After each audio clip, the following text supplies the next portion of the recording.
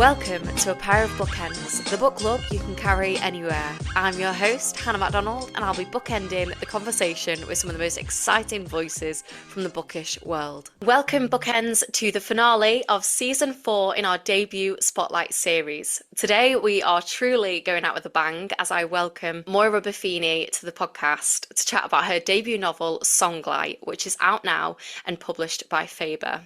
Moira is one of the UK's leading playwrights and screenwriters. Her screenwriting credits include The Dig, which earned her a BAFTA nomination, Jane Eyre and Tamara Drew. Moira also co-created and was the showrunner for the Hulu TV series Harlots. Her highly acclaimed plays have been performed at the National Theatre and on the West End. She's currently co-chair of the Board of Trustees of Tonic, a charity which supports equality, diversity and inclusion across the performing arts. Moira is also a Fellow of the Royal Society of Literature and the Royal Society of Arts. Her debut novel Songlight is the first in a young adult dystopian trilogy. It's a compelling and powerful story of resilience, hope and connection. And here to chat all about it, welcome Moira to A Pair of Bookends. Hi Hannah, lovely to be here. It's lovely to have you. I'm very excited, and I believe that you are our first BAFTA nominee on the podcast, so that is wonderful news. But to get us started, I must ask you what you are currently reading. Well, I did a panel with Lauren Roberts at the Cheltenham Book Festival at this weekend, and I'm reading her book Powerless, Wonderful. which is really good fun. And I am trying to read more YA because here I am writing YA. And I don't, I'm just learning as I go, so I'm reading plenty of it. Yeah, I'm very curious about what that experience has been like for you. I guess we can dive straight in actually, because I'm guessing this is your first time. No, is it? It's not your first time writing for younger audiences. You've written plays, haven't you? That's Written plays for young people. Okay. Yes, and, yes, including a musical. Yes, but this is a musical. I did not know this. Oh yeah, no, I wrote a musical called Wonderland that was kind of based on Alice in Wonderland with Damon Albarn. Oh my goodness. He did the music, and that was on at the National Theatre a few years ago. Oh my goodness. Okay, that's terrible research from me because I've read up on your plays, but yeah, I hadn't seen that one. I hadn't noticed that. I'm so sorry. Don't worry, but that's very exciting. Oh yeah, no, and I love writing for young people, and I think they're the most wonderful, open sort of, and yet really, really taxing, demanding audience. They're just the best, Yeah. So I love writing for young people, and I always write the thing that I think I would have liked to have read or seen at that age. I love that.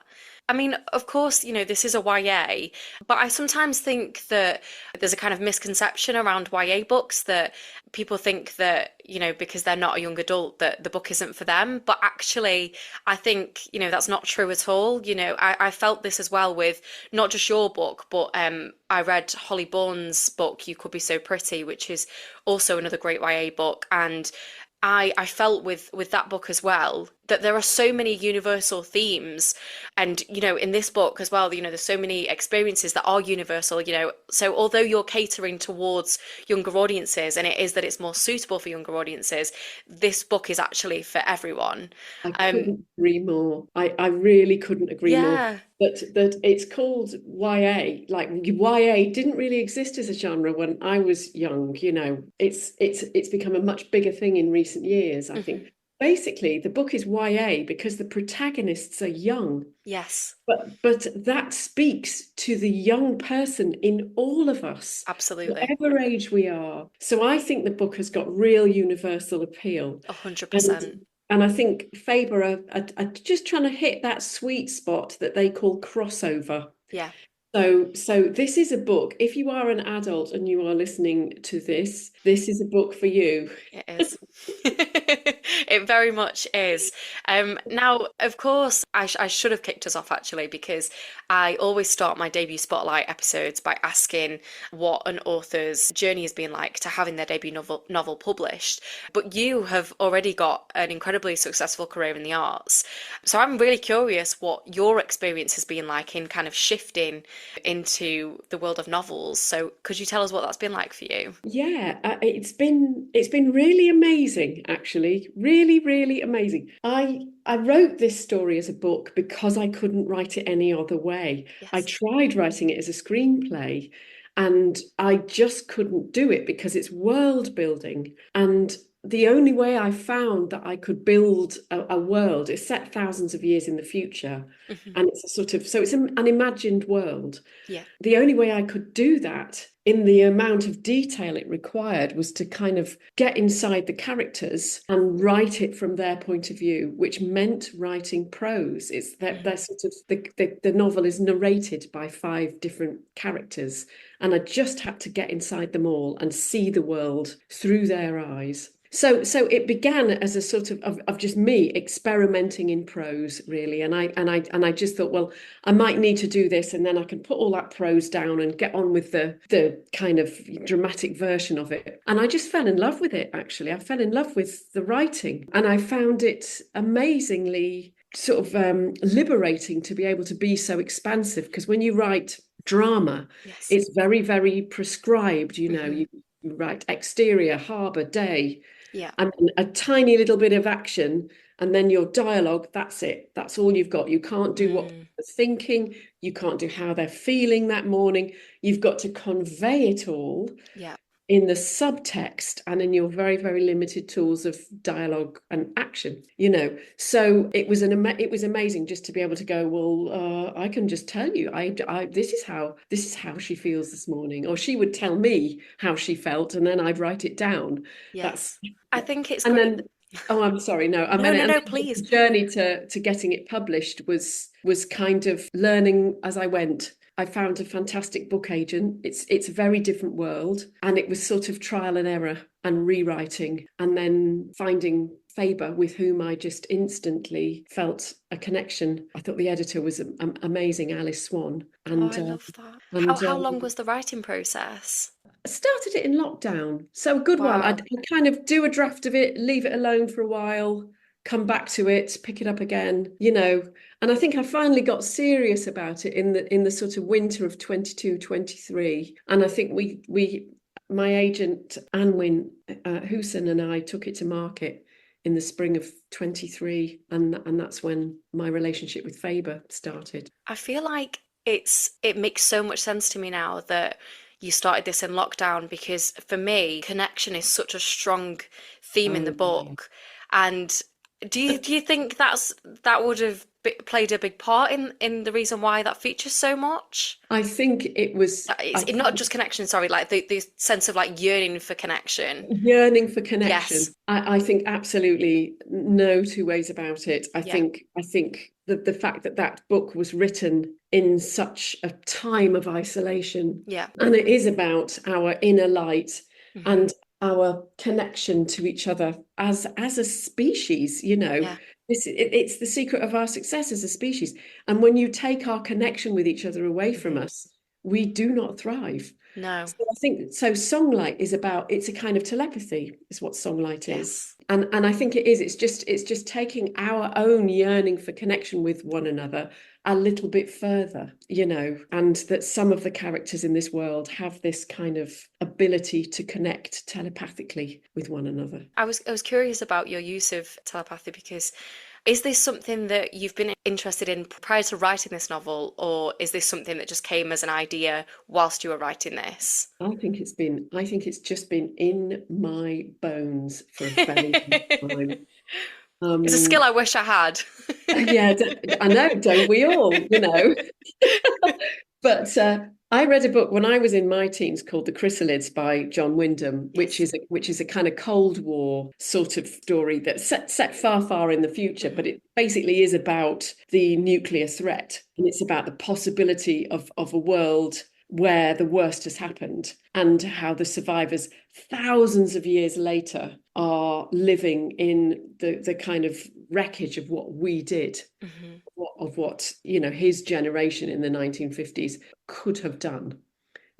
So, and I just thought that was absolutely amazing that he had used a sort of post-apocalyptic world to talk so much about the things that were happening in his current world. Mm. And also just to explore, the book is full of his book. It's this really dark world he's created, but his story is full of love and light. And I just thought, what would my version of that be? And what would the version of that be now in this world, facing our current apocalypse, if you like? Yeah.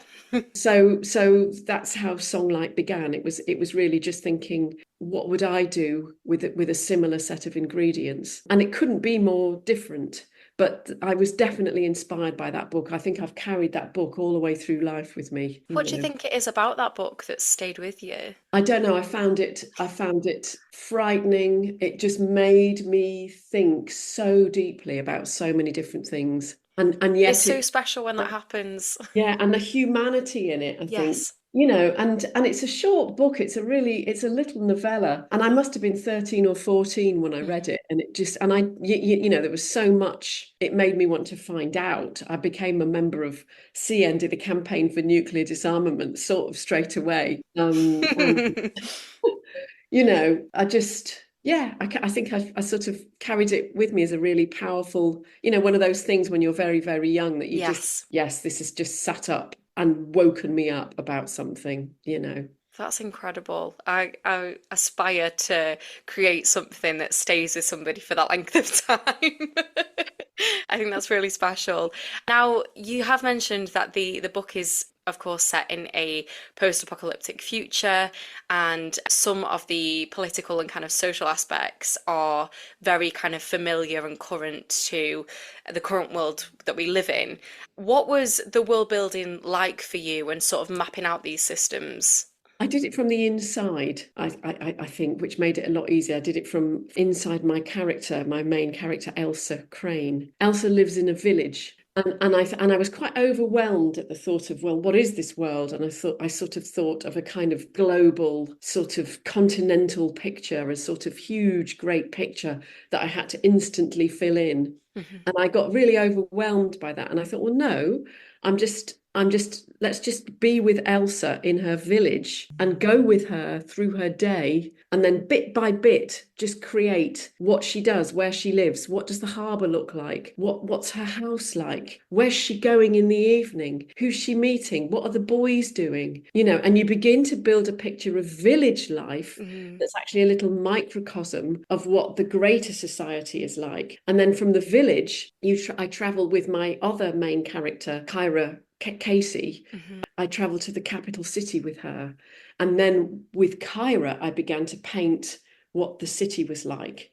And having already begun painting the world of the village, it gave me a lot of help painting a much bigger picture of the city. And then, so bit by bit, basically, then I go to the seat of power, the Brethren's Palace, and we meet our third narrator, Sister Swan, who's kind of right there in the world of power. And kind of begin to colour that in a bit. But I did it gradually and I layered it as well. But there are so many questions that need to be answered when you're world building down to, what are their hairstyles like? Yes. How are their homes powered? What's their system of transport? What are the gender politics here?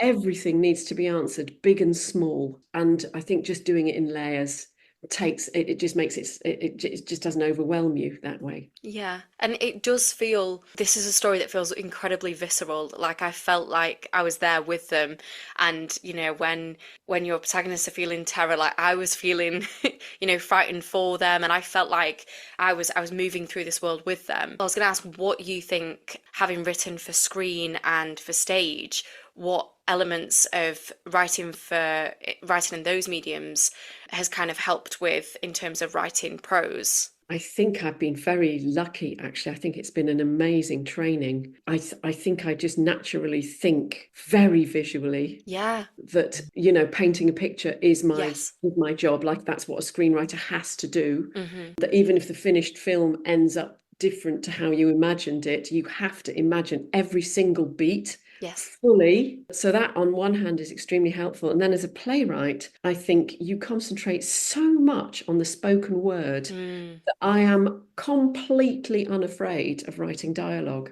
Yes. And I think that has been hugely helpful as well. Like I've heard other novelists say how much they struggle with dialogue. Mm. And I think my training as a playwright, Yes. and even before that, job number one, I went to drama school and trained as an actor.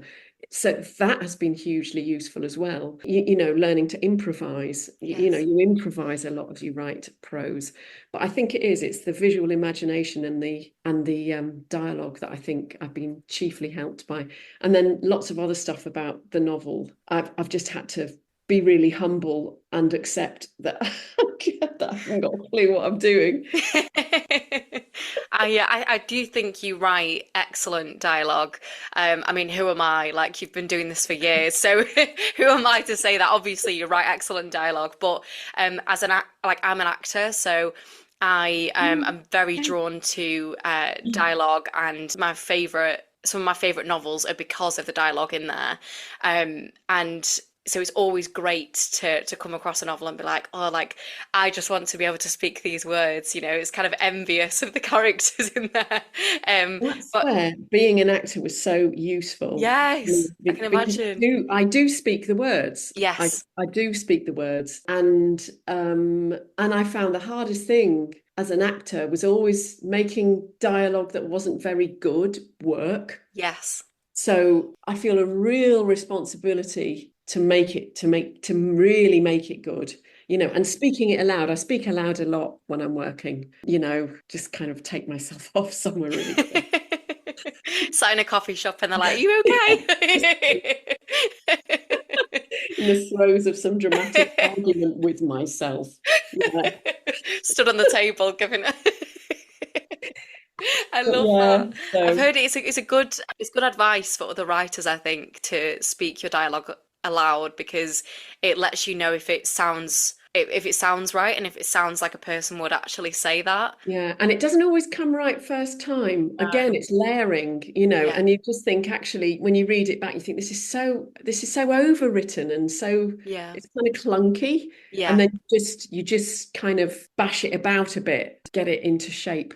But again, it's done in layers. Yeah. That's the Ab great trick of it, really. You don't have absolutely. to get it right the first time it hits the page. No. And you said before that there are lots of different characters that populate this book, and you step into all of them. Different chapters are narrated by a different character, and I was curious what it was like to create the individual voices of these characters, and whether you had a favorite to write or whether one was more difficult than the others. I really enjoyed writing them all and spending time with all of them. I was very surprised by how much I enjoyed writing the boys, Yes. Piper and Rye, Mm-hmm. especially Rye. I mean, he has such a terrible time Yeah, in he book does. one, but he's always just such a pleasure to be with. Mm-hmm.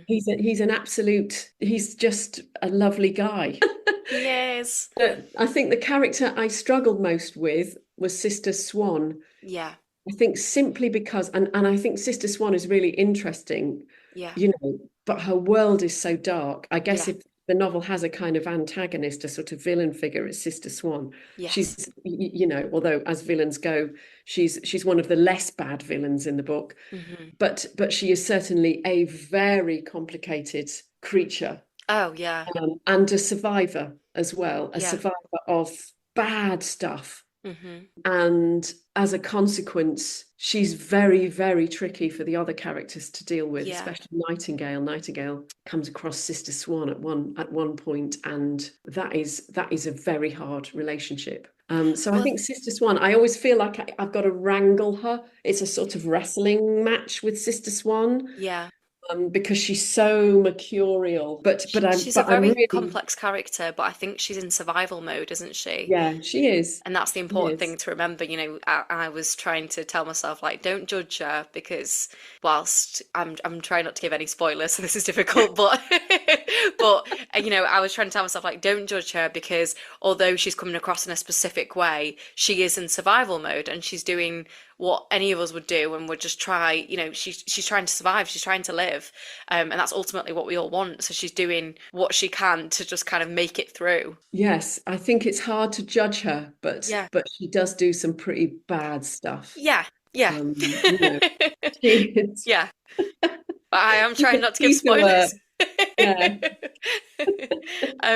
But yeah, I thought they were all so well written, and I really loved as well the way that you wrote the boys. And I was reading an interview that you did with I don't know if it was the Bookseller or the Guardian. I read both yesterday, so it could have been one of them. But I will link it in the show notes, whichever one that I mean. But you were talking about like how you weren't just writing this for young girls, you wanted to write this for boys as well, because although there are a lot of, female protagonists in this, it's really important the way that you've explored the men in this book, well, the boys in this book, because there's a lot of kind of exploration of toxic masculinity and what it kind of means to be a man, whatever that means, and how that kind of functions in the society that they live in. Could you tell us a bit more about that and what drew you to exploring those themes? Yeah, I mean, I've got a daughter and I've got a Yeah. son, and I think a lot about the world they're in, Yeah. and the very different challenges they face. Yeah. And I think the attempts at the moment to separate boys and girls Yeah. that seem to me really damaging. Yeah. I think toxic masculinity, as we're calling it, that there's the sort of idea that a man is somehow superior by virtue of his gender Mm-hmm. to a woman. Yeah. I think it's always been a force that has held us back as that we're not our true best selves as a Yeah. species Yeah. when we are not acknowledging our our equality. Yeah. And I think that the effect it has on young men, they're sort of it's a sort of fake role, just as the sort of femininity is a fake role for women. I think that kind of masculinity is a fake role for Mm-hmm. men. The world of the novel is a militaristic one. The country is at war. And so the boys and girls are separated very young. The girls are trained to be wives and mothers, Mm. and the boys are trained to fight. And they have no choice in the matter. That is their education. Yeah. It's either it's military or motherhood, and that's it. And they are kind of separated from the age of 12. And then they're sort of brought together in these sort of arranged marriages that are arranged not by their families, but by the town, by the state, basically. So it is a kind of very extreme. It's saying, look, if we take what's going on here a little bit further, where's it going to go? And Mm. it's really exploring those possibilities, and then the effect that it has on the individual spirits Mm-hmm. of these young people. I don't think, there are things in this world that aren't entirely far-fetched, they are stuff that happens Yeah. in the world that we live in certain parts of Everything it. that Yeah. happens in this book happens somewhere in this world. And Yeah. I know that Margaret Atwood said the same thing about The Handmaid's Tale. And Yeah. I just took that and thought, yeah, that's okay. It's happening somewhere geographically, not very Mm-hmm. far away. And it was happening here not very long ago. Yeah. That women were owned. Yeah. We were possessions not very long ago, and Yeah. we had No, no rights it's very to our true. to anything beyond what our dads and our husbands told us we Mm-hmm. could do. Yeah. So I think it's like we have. I do believe that it is better that we are on an equal footing with one another, that we can be more loving somehow Absolutely. as each other's equals. Yeah. And I think the book just examines the darkness of going the other way. Yeah, absolutely. And the women in this book, the power dynamics and the sort of gender roles that exist in this world that you've created, and you mentioned before that, they've got this kind of hierarchy with the wives. It's like the first, second, and third wives, and, nobody wants to be a third wife. And, there are some of these women that are not allowed to show their face, they're not allowed to speak even. There are some women that are kind of sent to these sort of brothel houses, and it's really frightening. But like we've just said, it's not something that's entirely far-fetched from the world that we live in. It's just what about the women who have the gauze over their faces. Yes. That's not because they're women. That's because they're chrysalids, and that happens to men as well. I don't want to create any that I'm in judging any way a woman who would wear a cover on her face. Of course. Yeah. That's not what I'm doing in the book. Yeah. That chrysalids, who people, telepathic people who have been caught by the state. Yeah. State persecutes people who are telepathic because it's a very subversive power. Yeah. You know, when the state wants to be in control of who's talking to whom, they can't. That you know, telepathy immediately becomes a sort of subversive power.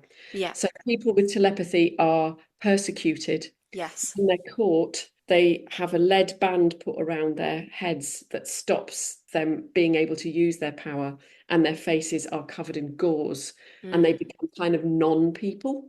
Yes. Yeah. So that's what they are. Yeah, it's important to flag that. I worded that terribly, sorry. But you know, I do think that the language in the book is also an important thing. You know, the people that you were just speaking about, they are labeled like unhuman, if they have this power. Could you tell us a bit about what inspired the language and the phrases that they're using towards each other in this book? Because again, it's another thing that's not entirely separate from things that exist in our world. Yeah, I think George Orwell is the big master, taking a simple phrase, yeah, and feeding it, you know, just giving it a really sinister truth. And we do see it at play in the world at the moment. Like, I think there's no, you know, like Trump has called his social media, truth social. All a guy does is lie. yes, You know, it's like a kind of a sort of topsy-turvy world where simple language is used to actually take people's ability to think away, you know, to really think for themselves away. Like, for example, one of the characters in this book, this guy Ruppel, he's a sort of chief surgeon, and he's called the Minister of Purity. And it's his job to sort of hunt out the sort of telepaths and disable them, if you like. So, but Minister of Purity, that sounds like a kind of something like a sort of good thing, you know. So you cover a really bad thing by making it sound good. Yeah. And the dehumanization that we see going on all around us currently, we see it. I mean, there's so many examples I could pick of people who are currently being dehumanized. Just the act of calling someone an unhuman, you know, I think we see it all around us at the moment. Yeah, absolutely. And the question that I was kind of going towards with when I started mentioning women's rights, I'd completely forgotten what it was. But I wanted to say that whilst there are so many dark themes in this book, because it's important that we explore those things, this book is actually about hope. There's a lot of hope in the book. There's a lot of resilience in the book. And we really feel like, I said I'm not going to give any spoilers, so I'm not going to, but towards the end of the book, we really feel like, okay, these are people that are kind of on a mission to put things right. And I would love to know what you have planned for the rest of the series, if you can give anything without any kind of spoilers. Well, I knew when I wanted to write this, I thought, okay, this is, you know, let's have a look at the genre of YA. What does it have to be? It has to be an epic romance. It has to be a fantastically good adventure that you are just sitting on the edge of your seat all the time. It has to be full of intrigue and peril. You know, it's an epic, basically. You know, this is why it's so absolutely joyful and wonderful to write. Yes, the world is really dark. Yes, it's a really dark backdrop, but within that, you have these people who are full of love and light. Yes. You know, so book two. I mean, we pick up from where we finish it, but book one ends on a bit of a cliffhanger. It does. It does. And I was very cross when I finished it. I was like, no, I want to stay with them. I know, I know, I know. You just think you can't leave them there. And book two picks up exactly where we finished book one. But there's also a third society that comes into play. We because we learn about the island of Brightland, where Elsa and Kyra, Lark and Nightingale, their Songlight names, where they live. And we also learn about Ayland, where the country they're at war with, where our character Kingfisher comes from. Yeah. We learn about those two societies in book one, and then in book two there's a third society that comes in, and that also that begins to make it go, because my ambition was to go from a village and make the story really global, and that's what begins to happen in book two. That we take Lark from her little house in the village and Nightingale from her little apartment in the city. And by the end of book three, they are part of their vision is they can see the whole world, basically. Oh, I'm very excited. It said at the end of the book that book two is coming soon. Do we have a time frame in mind, or are we not allowed to reveal that yet? I can't give you an exact date, but I'm thinking it'll be I think Faber's ideal is that it's about a year after book one. So I think it will be like August, coming your way in August or September. Oh, that feels so far away, but I'm sure it'll... I'm still finishing it, so if I can get it done. Oh my goodness, that's so exciting. I will also say on the topic of Kingfisher that we love Kingfisher. Yeah, a great character. So, and I was kind of torn between, did I prefer Kingfisher or Rye? But I think my heart was with Rye.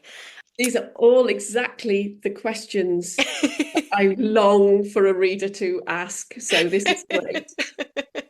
I love that. I am a big fan of this book, and I'm so excited for the second one, if that wasn't already obvious for the listeners. But for the listeners, Songlight is out now, so you can go and grab yourselves a copy. I will pop a link in the show notes for you to order yourselves one, or head to your nearest bookshop and go grab yourselves one.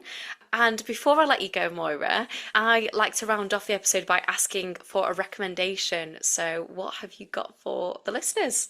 Does it have to be a book? It can be anything. Books, TV, film, theatre, anything goes. The other night I saw The Outrun. It's a film. Oh my gosh, I want to see this so much. Oh, I loved it so much. I loved it. I can't tell you how much I love this film.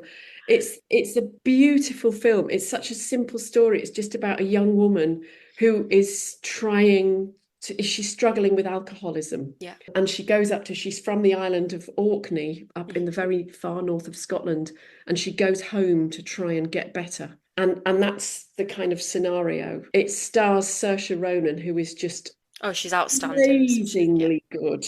Yeah. She is outstanding in it. And I think it is so finely directed and shot. It's a beautiful piece of work. So that's my recommend, The Outrun. Oh my goodness, you've got me so excited to watch this. I've been holding off because I haven't actually read the memoir that it's based on. And I was like, oh, should I read this first? But I don't think it matters to it. I like to, because the film has made me want to read the book. Okay.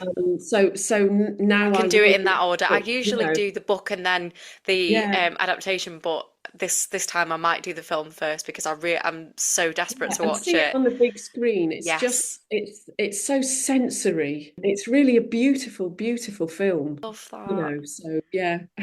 And your book was also very sensory, I will say. Thank you. I'm gonna let you go very soon, but I've just wanted to ask. Obviously, you said that you were originally going to write Songlight for screen, but then you decided to write it as a novel. Would you ever in the future be interested in adapting it, or are you quite happy to keep it as a novel? I am incredibly glad that I've written it as a novel. Yeah. But actually, now that I have written it as a novel, I would love to adapt it for screen and, watch this space. It'll take time. These things, of course, move like snails. But But yeah, watch this space, basically. Wonderful. Oh, that's amazing. Thank you so much for coming on A Pair of Bookends. It's been an absolute joy chatting to you, and I absolutely Likewise. loved your book, so thank you. Thank you too, Hannah. Thank you. And for our listeners, if you've enjoyed this episode, please don't forget to rate, review, and subscribe. And if you want to give us a follow, you can do so at A Pair of Bookends Pod on Instagram and at A Pair of Bookends on Twitter and TikTok. Where can the listeners find you? Do you have a website? Have you got social media? Oh, Yeah. isn't that weird? Oh my I'm goodness, not on you're so social media. free. I love that. Well, they can go buy your book and all of your Yes. plays and immerse So themselves in that's your how world you that way. find me is on paper, is in Wonderful. prose. I love that. And I think if you really, really, really want to get hold of me, write to Faber. Yes. And they will forward. Some people have written to me via Faber, and I will always answer letters. So Oh, I please, love if you that. want to get in touch, do it old school. Write me a Old letter school. or a card, and I'll get in touch. I love this. Oh, thank you so much, Moira. And thank you, listeners, for listening. Goodbye.